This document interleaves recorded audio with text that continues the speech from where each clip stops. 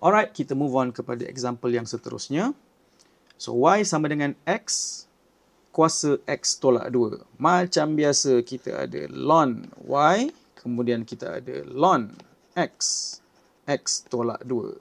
Lepas tu kita bawa x tolak 2 tu ke bawah. So, kita ada x tolak 2 ln x. So, ini pun sama. Kita ada product rule. Kita ada u dekat sini dan kita ada v dekat sini. Because dia adalah produk penaraban x.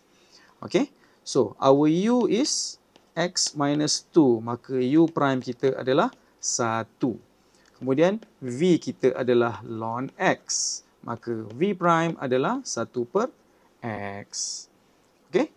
So, dengan dengan menggabungkan balik ke semuanya, maka bila kita differentiate, kita ada 1 per y prime sama dengan, okay, so kita ada u v prime. So, kita ada x tolak 2 per x.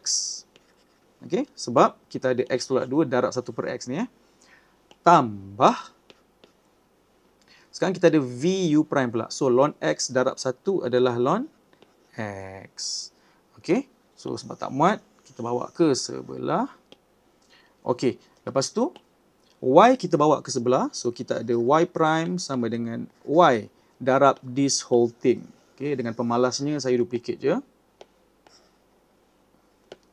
Okey, tapi macam saya cakap tadi, jangan tinggalkan jawapan begini. You need to convert balik y ni kepada sebutan x. So, refer balik kepada soalan. Apakah y? Y adalah x kuasa x tolak 2.